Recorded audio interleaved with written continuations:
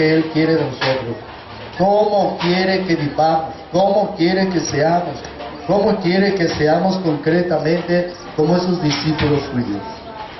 Entonces este medio es la oración. Y no podemos quedarnos inactivos, no podemos quedarnos en la pasividad. Porque creo que el que se quede en la pasividad, por lo tanto, es un egoísta, porque el egoísta vive solamente para sí mismo. El pesimista es el que todo lo ve mal y ve que definitivamente nada se puede hacer, y por lo tanto, ¿para qué hacer? ¿Para qué desgastarme? El que es de Cristo no piensa de esa manera. El que es de Cristo busca darse. Por eso de ahí que es importante el apostolado. Por eso de ahí que sea importantísima en nuestra vida la acción como cristianos. Porque nosotros hemos sido llamados, como hoy nos dice el documento de Aparecida, a ser discípulos y misioneros. Y como discípulos vamos a sentarnos a escuchar a Jesús. Vamos a aprender de Jesús. Pero como misioneros hay que ir a hablar de Jesús a nuestros ambientes. Hay que impregnar nuestros ambientes de los valores evangélicos. Esto urge, esto es necesario.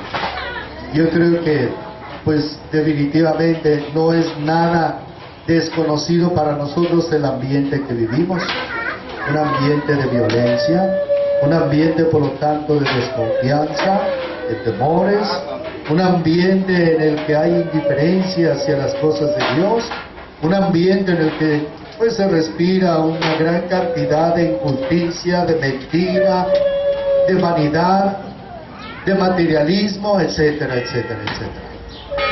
Creo que este ambiente es el que nos debe de sentir a nosotros la urgencia de ser testigos de Cristo en medio de nuestro mundo. Porque si este mundo hoy vive de esta manera, es porque no tiene a Cristo, porque no conoce a Cristo, porque no conoce a Cristo.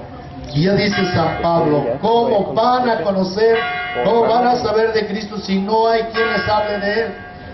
¿Cómo van a conocer? Entonces es necesario que nosotros, que hemos tenido la oportunidad de conocer un poquito a Cristo, todavía no lo conocemos totalmente, lo hemos ya empezado a conocer. Es necesario, dice el Papa, que vivamos un encuentro con Cristo, que vivamos un encuentro, porque solamente a partir del encuentro con Cristo seremos capaces de darnos a los demás. Solamente a partir del encuentro de Cristo sentiremos el compromiso y por lo tanto la necesidad de anunciarlo, de llevarlo a los demás y de llevarlo sobre todo con nuestra propia vida. ¿Qué tenemos que hacer? Pues yo creo que si simplemente hacemos cada quien lo que tenemos que hacer, si yo soy como estudiante responsable, cumplido, si soy como compañero respetuoso, si a mis autoridades por lo tanto les he dado su lugar, si vivo la obediencia en mi casa, si vivo una responsabilidad como cristiano, si busco la comunión con Dios, esto habla de que somos movidos por el Espíritu de Dios. Y esto habla, por lo tanto, de que tenemos una espiritualidad. Y esto habla, por lo tanto, de que somos discípulos de Cristo. Decía Jesús, en esto van a conocer que ustedes son mis discípulos, si se aman unos a los otros. ¿Quién es capaz de amar? Pues solamente el que es movido por el Espíritu, porque el Espíritu es un espíritu de amor. Ese es el Espíritu de Cristo, el Espíritu de Dios es un espíritu de amor, y habremos de dejarnos llevar por ese espíritu. Y indudablemente en nuestra vida habremos de tener ejemplos. Esos ejemplos, ¿verdad? Indudablemente que el ejemplo perfecto, más aún, el modelo perfecto es Cristo. Y es Él a quien ante todo hemos de seguir. Pero después de ese modelo perfecto, tenemos una serie de ejemplos y tenemos una infinidad de ejemplos en todos y en cada uno de esos santos y santas, en donde los primerísimos indudablemente la Santísima Virgen María, y Él nos enseña que vivir este camino que nos invita a seguir a Cristo es posible, y es posible en nuestro mundo. No hay que huir de este mundo para poder vivir la santidad. No hay que buscar un mundo ideal para entonces poder ahí ser, en medio de este mundo, ser testigos de Cristo. No hay que caer en la tentación de Jonás. Jonás vio la dificultad cuando Dios lo enviaba a que predicara a un pueblo, Nínive, que en su tiempo era el pueblo más grande. Era un pueblo donde había muchísima gente, por lo tanto esta gente de diversos niveles económicos, sociales, religiosos, donde había mucho paganismo, donde había también mucho pecado. Jonás, él piensa que qué va a hacer ahí su vida. Lo que él vaya a realizar ahí sería inútil, Él no era nada ni nadie en ese pueblo tan grande. Todos sabemos que en una ciudad grande todo el mundo nos perdemos. En un pueblo pequeño, en una ciudad pequeña, pues somos más o menos conocidos. Pero ya en una ciudad grande pasamos desapercibidos definitivamente. Ahí nos perdemos. Pues Jonás, imaginemos que él pensaría tal vez en una tarea que si él pudiera realizarla fuera fácil, que fuera cómoda, pero el Señor le pone una tarea que es humanamente imposible. Ya la mandé con pero él no iba solo, iba con Dios. Iba con Dios y eso se le olvidó a él. Por eso él trató de engañar a Dios, de decir sí voy, pero él se fue para otro lado. Al final, de todas maneras, llega a Nínive y no tuvo que hacer prodigios, cosas espectaculares, sino simplemente decir: dentro de 3 días Nínive será destruida. Y eso fue lo que hizo que inmediatamente el pueblo se pusiera en actitud de conversión. Bueno, pues veamos los ambientes donde nos pide el Señor que vayamos. Son ambientes difíciles, sí. Ese ambiente de escuela, que muchas de las veces en ellos tenemos solamente cuates, pero en realidad no tenemos amigos. En donde por lo tanto es difícil que nos sigan, y en donde es fácil que nos venza el temor, la vergüenza, el miedo el miedo al ridículo, y por lo tanto no cumplamos con esa misión que tenemos nosotros.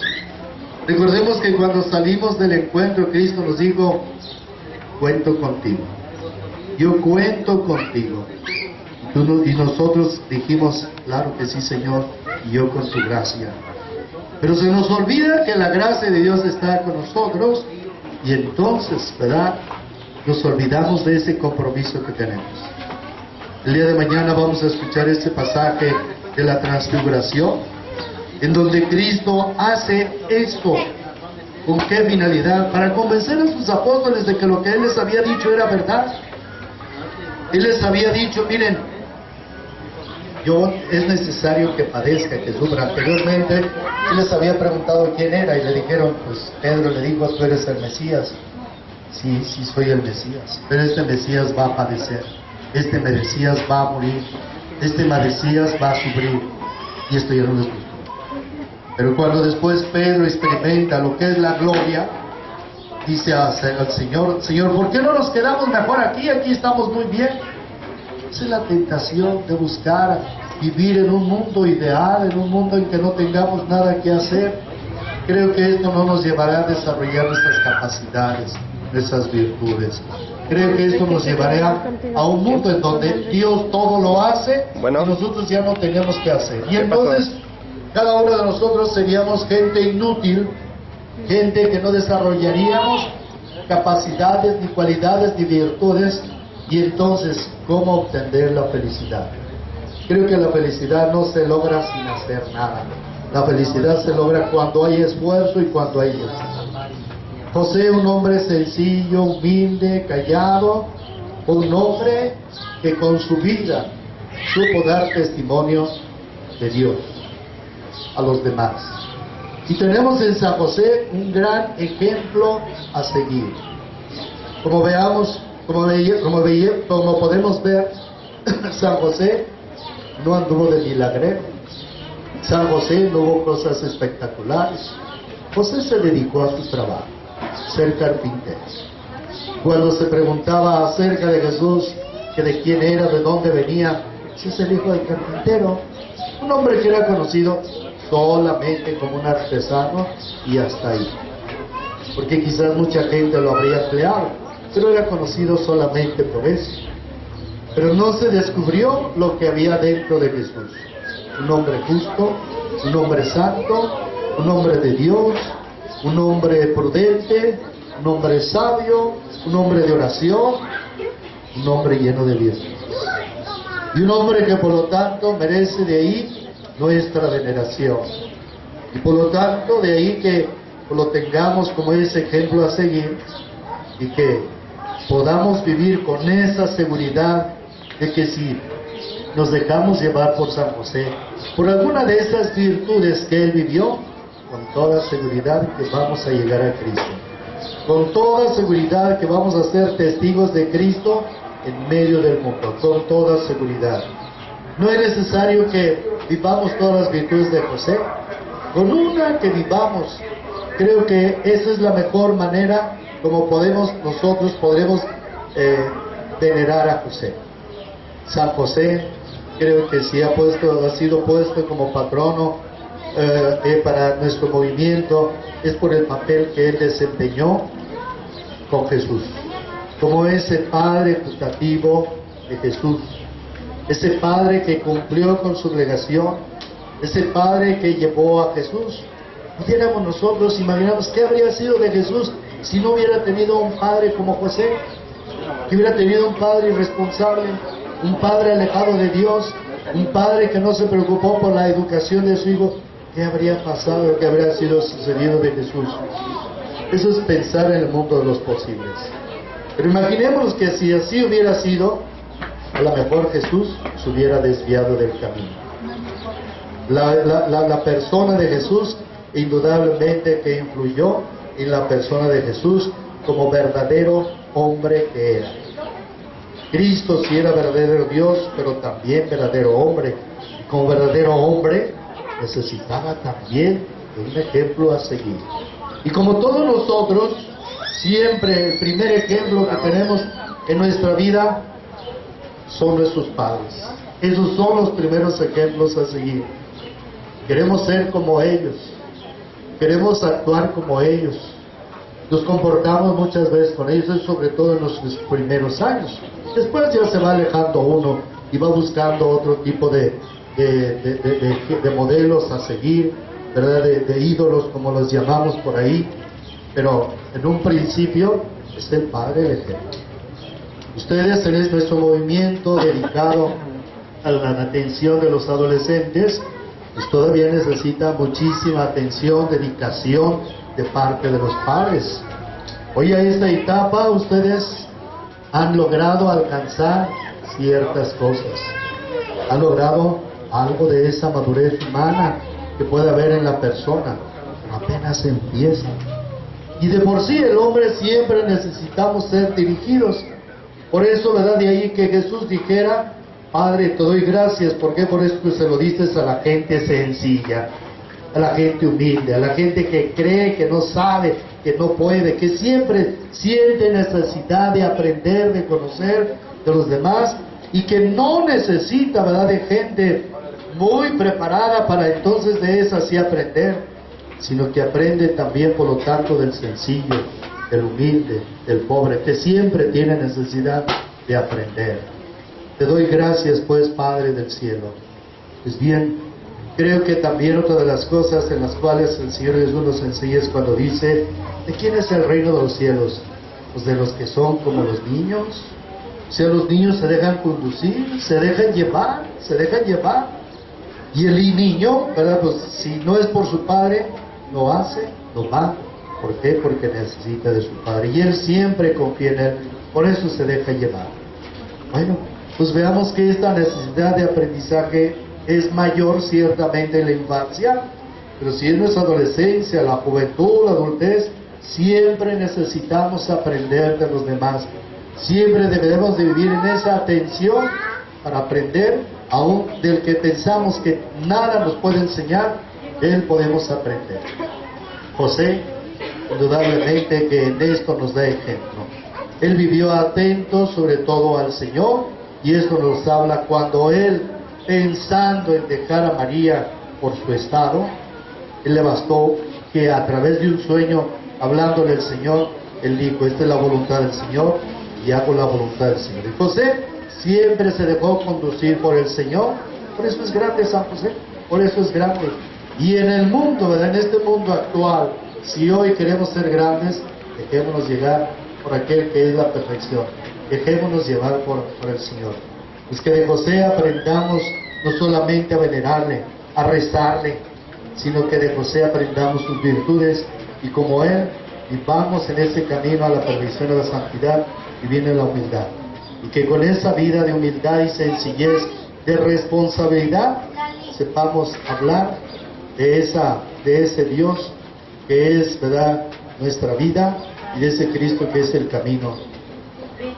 Bien, pues ojalá que este día de festividad que hoy iniciamos, lo celebremos de una manera muy especial el día 19 para que pues nosotros manifestemos con nuestra propia vida quién es ese ejemplo que nosotros seguimos para vivir en esa consecución del reino de los cielos.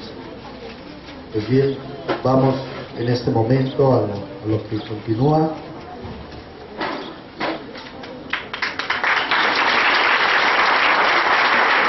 El aplauso para el Padre. Bienvenidos muchachos, bienvenidos sacerdotes, hermanos arcoíris. Ahorita vamos a seguir con un tema que nos va a presentar la Parroquia del Espíritu Santo.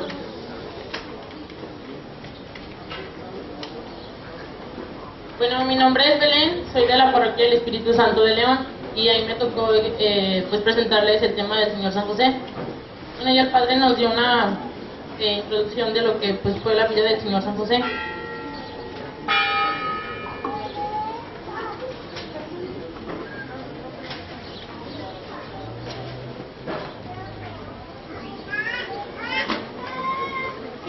¿Alguien sabe qué significa el nombre del Señor San José? San José, ¿sabe qué significa?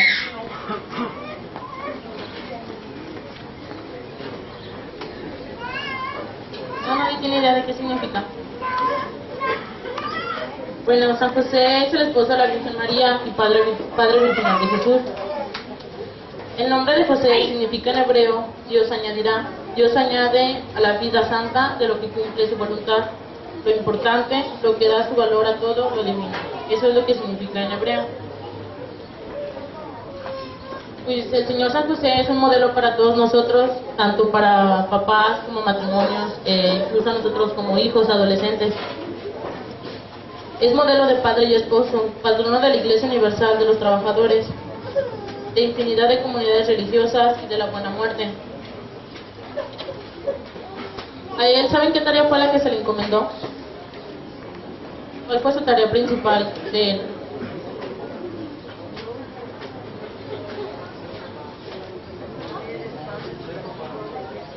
¿Ser papá de quién? Exactamente. Se le encomendó la inmensa responsabilidad y el privilegio de ser esposo de la Virgen María y custodio de la Sagrada Familia. Fue llamado, pues el niño Jesús fue llamado hijo de José el carpintero. A veces,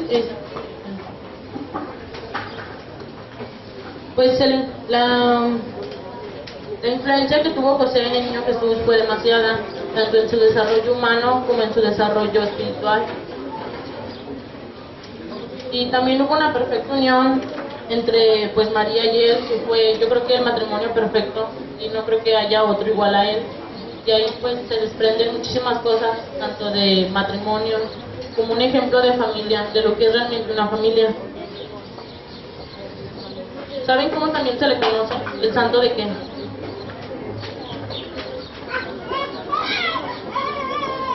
Aparte del Señor San José, también cómo se le conoce a San José.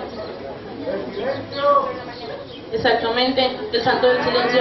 ¿Y saben por qué se le conoce así? ¿Tienen alguna idea de por qué le dicen, o lo que ustedes lo primero que se les ocurre a la mente? ¿Por qué el santo del silencio?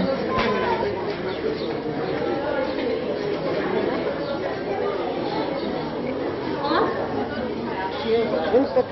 Ajá, satisfacciones, ¿qué más?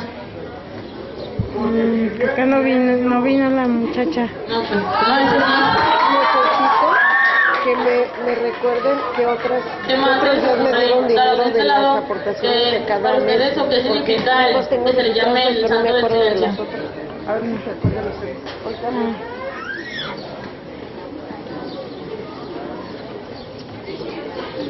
Nada se les ocurre.